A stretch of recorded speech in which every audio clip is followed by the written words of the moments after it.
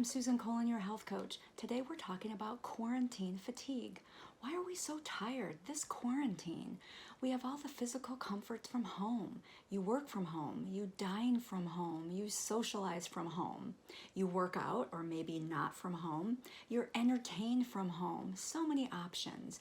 You occasionally leave to get essential supplies, and that's picking up a little bit, but groceries, margarita mix, hair dye.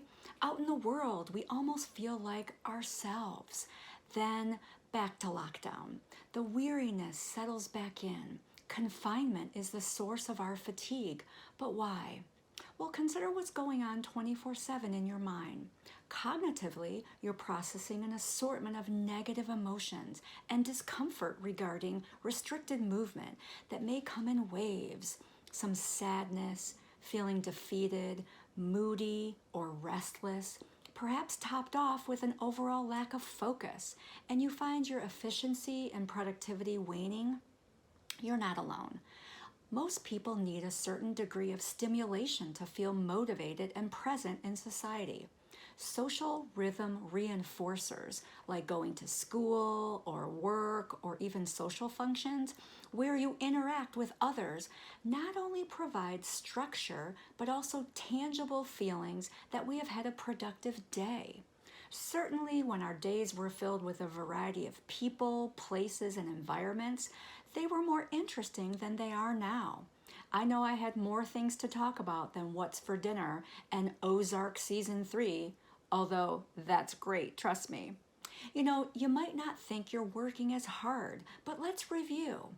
Everything we're doing is new, and it takes a lot of energy to do new things.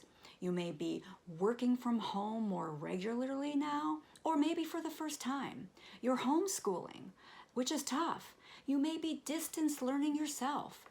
The mental and emotional burden of these novel but often monotonous experiences wears on us, and we're all worried about social collapse, illness, death, and money. Then there's Zoom, and I'm calling that Zoom gloom. It requires more focus than a phone call, more attention, more energy, more polish. You can't multitask, you have to perform, all the while sneaking glances at yourself or trying not to. You're burning a lot of cognitive energy. Never mind the fact that you associate Zoom as a work tool, and now you're using it for happy hours and family chats. Your work and private lives are merging, and your brain is just begging for some downtime. No wonder why you're exhausted at the end of the day, that day that looks like every other day. So let's take a peek toward the future.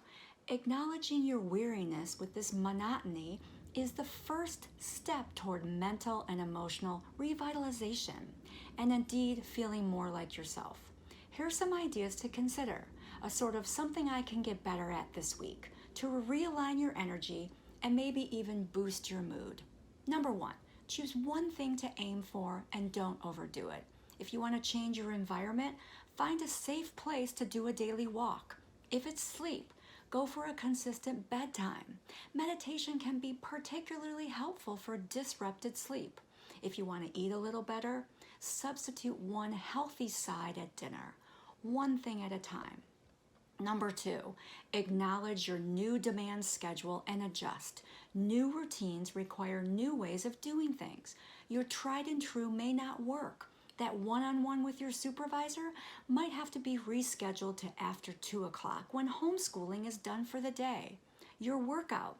If your biorhythms are now best at noon, schedule your workout as lunch on your calendar and get moving.